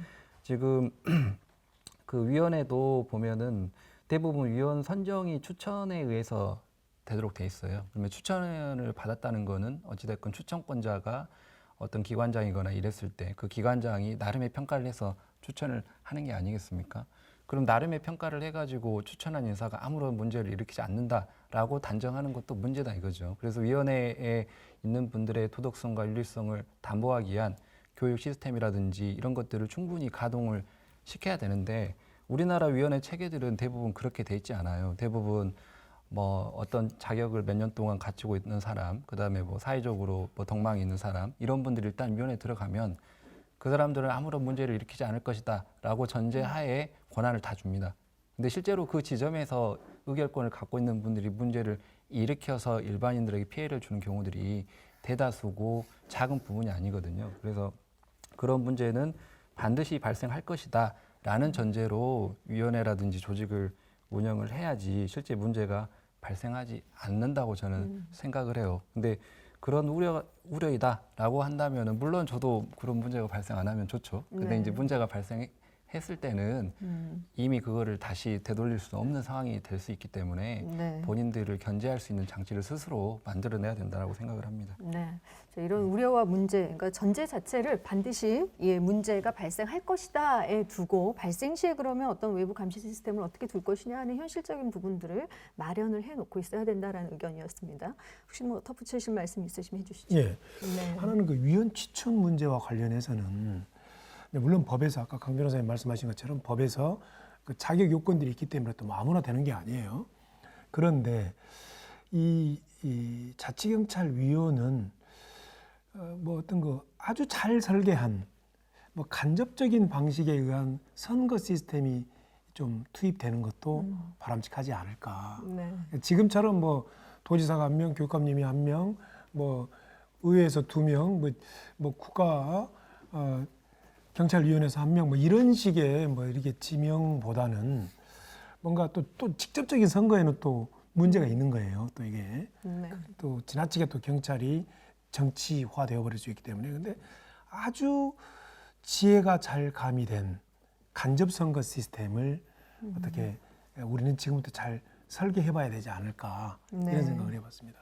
지금 현재 법률에는 그냥 그 비상근위원도 일정 부분에는 공무원 의제 조항이 있더라고요. 그러니까 저희들이 뭐 청탁을 받는다든지 돈을 먹는다든지 하면은 공무원 뇌물죄가 되는 겁니다. 그 부분에서 또 뭐 인사와 관련해서 부탁을 받는다든지 돈을 받는다 이러면 이제 그 정도가 지금 아마 견제 장치로 돼 있는데 그런 부분에 아까 문 교수님 말씀하셨듯이 어떤 간접 선거에 준하는 방식이라든지 이런 것도 검토해 볼 만하고 또 통제 장치도 분명히 좀 더 강화돼야 할 걸로 보입니다. 네. 왜냐하면 사람들이 이렇게 어떤 조직이 한번 꾸려지면은 그 한번 흐름이 생기면 그대로 쭉 가거든요. 그게 조직에 눌리거든요. 그러다 보면 자기가 어디로 가는지도 모르고 따라갑니다. 보통 사람들이. 그래서 그런 부분들은 밖에 있는 분들이 잘못 가고 있어. 그쪽 아니야라고 하면 다시 한번 돌아보게 되거든요. 이거 아닌데 우리는 원래 저쪽으로 가야 되는데 왜 동쪽으로 가기로 했었는데 왜 서쪽으로 가고 있지? 그래서 그런 부분들은 시민사회에 있는 분들이 항상 관심을 가지고 계속 비판도 해주셔야 되고 아까 같이 위원 추천 문제 이것도 사실 바람직한 거로 봐요. 법률에 있는데 왜 그걸 지키려고 노력하지 않았느냐 할 말이 없잖아요. 그러면 네. 다음에 구성할 때는 그런 부분들이 좀 또 반영이 될 것이고 그다음에 지금 이제 3년 단임제니까 일단은 그런 부분에서는 저 같은 경우는 뭐 이게 연임할 것도 아니고 다음에 연장 갈 것도 아니니까 독립적으로 저는 수행할 수 있다고 봅니다. 그 점에서는. 왜냐하면 내가 여기에서 뭐 승진한다든지 다른 자리를 갈 수 있는 것이 아니고 연임도 안 되니까. 그래서 그런 부분도 제도적으로 여러 가지 몇 가지를 더 보완해서 정말 소신 가지고 좀 봉사할 수 있는. 저희 같은 경우는 뭐 딱 이제 회의 수당밖에는 없으니까 사실은 저희 같은 경우는 거의 봉사에 가깝거든요. 제 업무를 해가면서 뭐 그 도청까지 계속 그 회의를 또 왔다 갔다 해야 되고 그러면 한나절 이상은 저는 이제 꼼짝 못하고 사무실은 비워놓게 되는데 네. 어찌됐든 그런 독립적인 업무 수행 같은 경우는 또 각 위원들이 그런 생각을 또 가지고 자기 철학을 가지고 해나가면 네. 결국 온 국민들이 날 보고 있다, 온 주민들이 날 보고 있다, 저 사람이 제대로 활동을 하느냐 이런 생각을 가지고 수행해 나가면 좀 더 낫지 않을까 이런 생각을 해봅니다. 네, 자치 경찰제 시행에 대한 모든 문제는 사실 이제 시민의 역할이 굉장히 중요하고 언론 포함한 이런 시민의 역할이 정말 또 중요한 것이다라는 것을 알 수 있는 그 말씀들을 나눠 주셨습니다. 자, 다음으로 또 한 가지 이제 그 문제 중에 하나인데요. 그 자치단체의 어떤 그 권한에 따라서 이 경찰제도도 운영이 되다 보니까 재정 여건에 따라서 혹시 치안의 불균형이 생기는 건 아닌지 하는 부분도 이제 생각해 볼 수 있습니다. 물론 이제 시행 초기이긴 합니다만 뭐 이 부분에 대해서는 어떻게 보시는지 강행욱 위원께서 이어서 잠깐 언급을 좀 해주시죠. 일단 법령에는 그 자치경찰 사무 수행에 필요한 예산은 시도자치경찰위원회의 심의결을 거쳐서 시도지사가 수립한다 이렇게 돼 있고요. 이 경우도 경찰청장 의견을 들어서 한다 이렇게 규정이 돼 있거든요. 그래서 자치경찰 사무 예산이 별도로 수립되고 또 그 예산은 국가에서 예산 지원을 하는 거기 때문에 지자체 여건에 따라서 많이 달라지는 않을 걸로 예상이 됩니다. 다만 여기에서 이제 실제 예산의 배분, 예산이 왔는데 운용 이런 부분에서는 어떤 철학이 없다면 다른 쪽에 좀 많이 써버리고 자치경찰에는 좀 소홀히 하는 네. 예산 배분이 이루어질 수도 있고 실제로 이것은 저희들로서는 이제 당면한 문제처럼 됩니다. 그리고 이제 길게 보면은 자치경찰 사무를 담당하는 경찰관이 진급이라든가 여러 가지 인사에서 약간은 소외되거나 불이익을 받을 수도 있잖아요. 옛날에 우리나라 국가경찰은 정보경찰, 경비경찰만 승진을 했잖아요. 도리어 수사경찰조차도 뽑히면 거의 승진을 못하는 그야말로 국가에 충성한 경찰관만 당시는 뭐 정권에 거의 충성하는 의미였는데 그런 사람들만 이렇게 높은 자리로 올라가고 그랬는데 그런 부분들조차도 좀 고려가 돼서 자치경찰 사무에 열심히 한 사람이 전혀 인사라 승진해서 불이익을 받지 않고 도리어 우대되는 그런 분위기 네. 그게 조성이 되면 누구나 다 자치경찰 사무를 지원하고 그걸 바라지 않을까 그리고 그걸 맡게 됐을 때 정말 열심히 봉사하지 않을까 이런 생각들 좀 해봅니다. 네. 이어서 문현철 교수께서도 좀 덧붙여 주시죠. 네, 강 변호사님 아까 그 수사경찰의 그 필요성 또 역량 강화 말씀을 많이 강조해 주셨는데요. 깊게 공감합니다. 지금 이제 수사권이 조정이 돼서 경찰이 수사권을 갖게 됨으로써 지금 일선 경찰서장님들한테 비상이 걸렸어요. 왜냐하면 수사 업무를 해보신 서장님들은 아주 이렇게 결국 이제 경찰서장 단계에서 결재를 해서 이제 검찰 송치 같은 것들이 이루어지기 때문에 근데 이렇게 그 수사 역량이 좀 많이 있으신 서장님들은 업무를 차고 나가는데 수사 경험이 부족하신 서장님들 주로 경무 행정을 많이 하셨던 분들은 매우 좀 취약하죠. 그래서 지금 비상이 걸렸다 이런 얘기가 있고 또 역시 그 수사 역량이 그 자치경찰제의 실현에 또 굉장히 큰 그 가늠쇠가 된다 이런 말씀을 드리고 싶고요. 결국 자치경찰이라고 하는 것은 생활 밀착형 치안 체계 구축인데 이게 과연 지역적인 측면에서 치안 불균형이 생길 수가 있겠느냐라는 겁니다. 자, 그런데 그 각 지역마다 다 특징이 있다는 거예요. 자, 우리 광주는 인구 150만의 그 내륙 도시이고 좀 또 전남은 농산어촌이 많은 어르신들이 많이 거주하는 이런 지역적 특징을 갖고 있죠. 그래서 도시인가 농산어촌인가 그리고 산업단지인가 상가 유흥지역이 많은가 학교 지역이 많은가 또는 뭐 이런 인구 분포적 젊은이들이 많은가 뭐 이렇게 직장인들이 많은가 어르신들이 많은 지역인가 이런 지역들에 따라서 그런 그 지역 치안 자치경찰의 중점 사항들이 재설계가 되어야 된다고 생각을 하는데요. 결국 이러한 문제들은 결국 또 이제 인구 편중의 문제이고 이것은 예산 배정의 문제로 연결될 수밖에 없다. 근데 역시 아까 제가 말씀드렸던 것처럼 우리나라 국가 운영 체계에 또 심각한 고장이 나 있다는 거예요. 지방자치뿐만이 아니라 예컨대 이런 겁니다. 장성, 담양, 함평, 영광 국회의원 한 명이죠. 네. 근데 여기에는요 서울시보다 뭐 한 4배 면적 정도 돼요. 근데 국회의원 한 명인데 서울시에 소속되어 있는 국회의원들이 한 뭐 거의 8, 90명 될 겁니다. 근데 이제 우리 헌법상 국회의원은 국민 전체를 대표한다 그러지만 현실적으로 국회의원들은 지역구를 대표하는 거예요. 다음에 또 당선되기 위해서는 어떻게든 지역 예산을 끌어오는데 발버둥을 친단 말입니다. 자, 그렇다고 봤을 때 서울에 집중되는 그 약 90여 명의 국회의원들이 예산을 서울에 당기려고 하는 거하고 네. 국회의원 한 명이 당기려고 하는 거하고는 차원이 다르다는 얘기죠. 그래서 이제 미국은 이 문제를 해결하기 위해서 양원제로 해결을 해요. 자, 하원은 우리나라처럼 전부 다 인구 비례에 의해서 이렇게 국회의원을 뽑습니다. 근데 상원은 50개 주가 인구가 많든 적든 각 주당 2명씩이에요. 예. 알래스카주 2명, 델라웨어주 인구 50만 2명, 4,300만의 캘리포니아주 2명 이렇게 해서 상원을 뽑아가지고 국회를 상원과 하원으로 나누어서 이른바 의회 권력의 기능적 권력 분립을 실현하고 있단 말이죠. 이러다 보니까 그 인구가 적은 지역에 대한 문제를 어느 정도 해소를 한다는 얘기인데 우리나라는 방법이 없어요. 네. 자, 이런 측면에서 봤을 때 그 재정 여건에 따른 그 치안의 불균형 해소 문제 이런 문제는 뭔가 국가 운영 시스템 차원에서 해결이 될 필요가 있다 이렇게 보여지고요. 네. OECD 선진국 국가에서 양원제를 실시하지 않는 단원제 국가는 대한민국밖에 없습니다. 이건 아주 심각한 문제예요. 그래서 이제 이런 문제도 역시 이 자치경찰제와도 깊은 관련을 가지고 있다. 이런 말씀 드리고 싶고 이제 마지막으로 말씀드리고 싶은 것은 결국 아까도 잠깐 말씀드렸지만 이 자치경찰의 업무의 성과가 정치인인 시도지사의 그런 그 업무의 성과로 포함되다 보니까 이렇게 또 표를 중시하는 정치인들은 결과적으로 이 아까 강 변호사님 말씀하셨던 것처럼 결국 국가가 지원하는 자치경찰 예산에 대한 배분 문제가 시도지사에게 있는데 아마도 시도지사가 우선적으로 이 치안 문제, 지역 치안 문제에 잘 배정하지 않겠느냐. 또 이러한 문제를 시민단체들이 잘 감시해야 되지 않느냐. 뭐 이렇게 말씀드리고 싶습니다.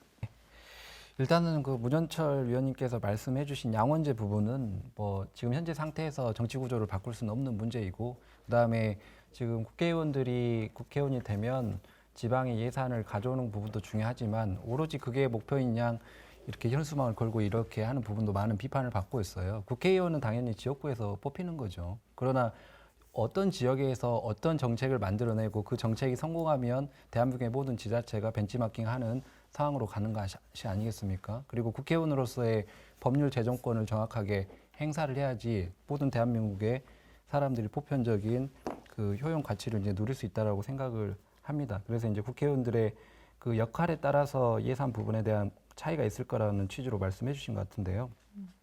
오히려 예산을 주는 입장에서는 지자체에서 요구하는 예산을 왜 줘야 되는지, 그럴 만한 필요성이 있는지를 보는 것이지, 그 지역의 국회의원 수가 몇 명이나 되는지를 보는 것은 현실적이고 2차적인 문제인 거거든요. 그렇다면 우리가 그 자치경찰제를 운영하면서 예산이 왜 이만큼 필요하는지 그거에 대한 분석 연구, 그다음에 그거를 보고서로 올릴 수 있는 능력이 있어야 됩니다. 그런 능력이 없고 그냥 돈만 달라고 했을 때는 당연히 중앙정부에서는 안 주는 것이고, 돈을 못 받아온 사람은 우리 지역구의 국회의원 수가 적다 또는 우리 초선 의원이 많다라는 핑계를 댈 수밖에 없는 거거든요. 그래서 실제로 이 자치경찰제가 운영하면서 우리 지역에서 얼마만큼의 예산이 필요하고, 그다음에 예산 문제는 곧 그 인력의 문제하고도 같은 거예요. 왜 그러냐면 예산이 가장 많이 들어가는 것은 아무래도 인력에 대한 부분인 거거든요. 그럼 현재 국가경찰 시스템에서 그 시스템 변화로만 그 일부 인원이 주민의 밀접 생활형 그 자치경찰제를 할 수 있냐라고 물어보면 그렇지 않다라고 대답 드릴 수 있어요. 그 이유는 이제 한국지방행정연구원에서도 제주도 사례의 문제점은 예산과 인력의 문제라고 두 가지를 짚어냈습니다. 그래서 네. 우리가 사실상 자치경찰제의 기능을 수행하고 있는 우리 그 학교 다닐 때 이제 어르신들이 이렇게 신호 통제를 하시거나 또 단체에서 뭐 신호 조정도 하고 또 봉사활동 하시는 분도 있잖아요. 그다음 퇴역 군인, 그다음 퇴역한 뭐 경찰 공무원들, 이런 분들을 얼마나 적재적소에 활용할 거냐, 그리고 거기에서 추가적으로 필요한 예산이 얼마냐, 이런 부분까지 다 검토가 돼야 되는 거거든요. 그래서 이제 예산 부분은 많으면 좋은 것입니다. 그리고 그 많은 부분을 우리가 다 담당할 수 없다는 것도 현실이고요. 그래서 중앙 정부에서 예산을 많이 따오는 거는 국회의원들 노력, 그 개인적인 자질도 필요하겠지만 우리 자치경찰제 광주시의 시스템에 대한 필요 예산을 얼마나 정확하게 분석해서 산출해내느냐, 그것이 핵심 아니겠습니까? 예, 그래서 그 부분이 가장 저는 중요하다고 생각을 합니다. 네. 자치경찰제 시행에 따른 재정 여건의 문제, 결국 뭐 예산 또 인력의 문제까지 우리가 말씀을 들어봤습니다. 본격적으로 이제 시행된 자치경찰제, 오늘 뭐 이런 논의들을 통해서 당사자인 경찰의 문제가 아닌 시민 모두 관심을 가져야 할 문제라는 생각이 드는데요. 자, 그래서 뭐 시간이 오늘 뭐 많이 흘러버려서 간단하게 시민 여러분들에게 뭐 당부 말씀도 좋고요. 오늘 토론에서 미처 하지 못한 말씀이 있으면 마무리 말씀으로 한 말씀씩 해주시면 좋겠습니다. 앞으로 실효성을 갖추기 위한 자치경찰제에 대한 당부 말씀도 좋습니다. 먼저 강행옥 위원께서 마무리 말씀해 주시겠습니다. 네, 저는 간단히 말씀드리겠습니다.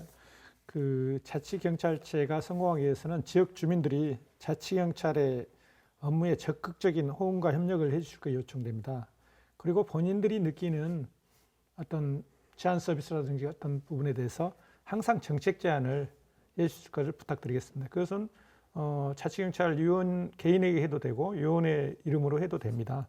그리고 자치경찰관들도 이제 우리 지역을 정말 그 책임지고 살기 좋은 곳, 안전한 곳으로 만든다는 그런 소명의식을 가지고 같이 동참해 주셨으면 하는 당부의 말씀을 드리고 싶습니다. 네, 다음은 김계욱 연구원께서 마무리 말씀해 주시겠습니다. 저는 어떻게 보면 광주형, 전남형 자치경찰 운영 모델 개발이 필요하다고 생각합니다. 즉 정기적으로 직무 분석과 기능 진단을 통해서 치안 업무 효율성 개선, 자치경찰부 소속 경찰관, 공무원교육원과 지방자치 그리고 주민자치 관련 과정을 이수하기 위해서 어떻게 보면 행정으로 넘어왔으니까 그것을 어떻게 진행하고 있는지를 확인할 수 있는 절차들이 필요하고요. 그리고 자치경찰 정책 성과 제고를 위해서 상시적인 연구와 지원이 필요합니다. 이런 것들도 필요하고, 그리고 어떻게 보면 통합적으로 운영할 수 있게 어떤 종합 발전 계획이나 전략들도 필요하다고 생각합니다. 그리고 마지막으로 광주와 전남이 따로 있는 게 아니어서 연계할 수 있는 협력체계 구축 방안을 만드는 게 필요하다고 생각합니다. 네, 자 그리고 문현철 교수께서도 마무리 말씀해 주시겠습니다. 네, 이 자치경찰 제도는 경찰에게나 시민에게나 인식 전환의 계기다 이렇게 말씀드리고 싶어요. 무슨 얘기냐면요, 경찰들은 그동안 강력 사건 중심의 사고에 굳어져 있었습니다. 뭐 엄청난 살인 사건, 엄청난 뭔 사건이 있었는데 이거 학교 폭력 이거 학교에서 알아서 해야지, 가정 폭력 가정에서 알아서 해야지, 뭐 이렇게 생각을 하고 있었어요. 그런데 이제 자치경찰 제도라고 하는 걸 통해서 좀 작아 보일 수 있지만 뭐 학교 폭력, 가정 폭력, 아동 학대, 뭐 기타, 뭐 교통안전 이런 것들이 지역의 경찰의 임무라고 하는 것이 분명하게 법률로 정해져 있다는 겁니다. 이것은 엄청난 변화입니다. 그 어떤 큰 사건이 아닌 작은 일도 경찰이 내 일이다라고 적극적으로 나서야 되는 적극 치안의 시대가 됐다. 이 말씀을 드리고 싶고요. 또 시민은 경찰과 동행해야 되는 나와 내 가족 이웃을 보호하고 보호하는데 동행해야 되는 파트너이다. 이렇게 생각해야 되는 그 경찰과 시민의 거버넌스가 필요하다. 이런 말씀을 드리고 싶고요. 두 번째로는 이제 지금 논의되고 있는 행정통합론, 메가시티. 이 메가시티 행정통합론을 비롯한 이런 문제들이 과연 자치경찰과 어떻게 정밀하게 조화될 수 있겠느냐. 또는 그리고 또 소방은 국가직화됐는데 또 경찰은 또 자치경찰화 되어 간다. 또 이것에 대한 국민들의 이해와 인식은 또 그리고 현실적으로 이건 또 어떻게 조화할 수 있는 문제인지 이런 말씀을 좀 드리고 싶고요. 말씀드렸던 그 지방자치, 고장난 지방자치 시스템을 어떻게 근본적으로 수술할 것인지 이런 좀 그랜드 디자인이 필요하다 이런 말씀을 드리고 싶고요. 또 이제 현실적인 문제로는 자치경찰이 가동이 되기 시작했는데 실제로 자치경찰의 베이스 캠프는 파출소입니다. 그럼 지금 이 파출소의 설계는 국가경찰 시스템에서 중앙집권적 국가경찰 시스템에서 설계된 거거든요. 그럼 이 파출소를 어떻게 재설계 디자인할 것이냐. 지금 파출소는요. 과거에 파출소가 모아져서 지구대가 있고 그래요. 근데 페트롤카 중심으로 순찰이 이루어져요. 경찰이 또 광역 순찰이다 보니까 내려서 걷잡고 그냥 페트롤카로 이렇게 돌기에도 급급하거든요. 이렇게 되는데 과연 자치경찰이 잘 뿌리 내리겠느냐. 경찰이 걸어서 도보 순찰을 강화해야 된다. 어떤 페트롤카 중심의 순찰보다도 도보 순찰을 강화해서 주민과 자꾸 소통을 해야 된다라고 하는 것입니다. 자, 이런 측면에서 파출소를 어떻게 재설계할 것이냐. 이것이 또 큰 숙제이고 이것이 현실적인 문제다. 이 말씀을 드리고 싶고요. 이제 나머지는 그 범죄 예방을 위해서는 지역 곳곳에 그 범죄 예방 환경 조성, 셉티드라고 얘기를 해요, 전문용어로. 이 셉티드를 조금 더 어떻게 활성화할 것이냐. 그리고 빅데이터를 활용한 인공지능, AI, 스마트 치안을 어떻게 구현할 것이냐. 이런 측면에서는 경찰력이 부족한 상태에서 이런 순찰에 로봇 경찰이 도입이 된다 할지, 또 우리 그 자치경찰법에는 이러한 그 치안을 위한 과학기술의 그 연구 개발을 하도록 또 법조항들이 다 있고요. 마지막으로는 민간 치안 그 인프라인 민간 경비, 청원 경찰 또는 뭐 탐정 이런 부분들이 어떻게 활성화가 돼야 될 것이냐. 어린이 청소년의 그 명예 경찰 같은 것들을 또 어떻게 활성화할 것이냐. 또 우리가 지역 치안에 참여하는 시민 자원봉사를 어떻게 활성화할 것이고 시민단체가 자치경찰에 어떻게 참여할 것이냐. 이런 문제. 그리고 말씀드렸던 자치경찰위원회 그 간접선거 설계 방안, 이렇게 민간과 경찰이 협력하는 거버넌스를 잘 구축해내야 된다. 이런 말씀을 드리고 싶습니다. 네. 자, 마지막으로 조선익 대표께서 마무리 말씀해 주시겠습니다. 네, 많은 말씀 해주셔가지고 앞으로의 그 방향성에 대한 부분은 잘 말씀을 해주신 것 같고요. 제가 좀 우려되는 부분은 지금 국가경찰과 자치경찰의 이원화 부분에 따른 업무 분담이라든지 충돌 문제가 현실화될 가능성이 높아요. 근데 주어를 떼면 다 경찰입니다. 국가경찰, 자치경찰, 그 주어만 다르지 다 똑같은 경찰이거든요. 그래서 국가경찰과 자치경찰이 서로 소속이 다르고 뭐 우리 가족이 아니다 이런 생각을 갖기보다는요. 서로 그 보완할 수 있는 업무 체계를 얼마나 잘 연계시키느냐라고 하는 것이 이제 자치경찰이 성공하는 큰 토대가 되지 않을까 싶습니다. 그리고 초창기 모델이기 때문에 뭔가 완벽한 해답을 제시할 수는 없거든요. 일단은 처음에 어떤 제도를 시행할 때는 여러 분야의 의견을 수렴하는 게 1차적으로 선행되는 부분 아니겠습니까? 그리고 지역에서 원하는 서비스를 우선적으로 제공하는 부분들이 필요하겠고요. 그래서 지역에 갖고 있는 교수님께서 말씀하신 민간단체 인프라라든지 이런 것들을 세밀하게 분석을 해서 그분들과의 교류를 어떻게 이끌어낼 것인지 그리고 사실상 지자체장이 그런 중간 추적인 역할을 해야 되는데 위원회와 지자체장이 얼마나 그걸 잘 조율해 나갈 수 있는지 이런 부분들이 제일 중요할 거라고 보여집니다. 네, 자, 오늘 네 분의 말씀 잘 들었습니다. 자치경찰제 성공적인 안착을 위해서는 주민과 경찰관 모두 국가경찰의 오랜 역사 속에서 체화된 경찰 역할에 대한 고정관념과 관성에서 벗어나야 합니다. 자치경찰제의 성공적인 안착을 위해 주민 편익과 자치경찰제도 도입 취지와 또 자치경찰의 관점에서 생각을 새롭게 가다듬어 나가길 바라면서 오늘 이 시간 여기서 마무리 짓겠습니다. 함께해 주신 여러분 고맙습니다.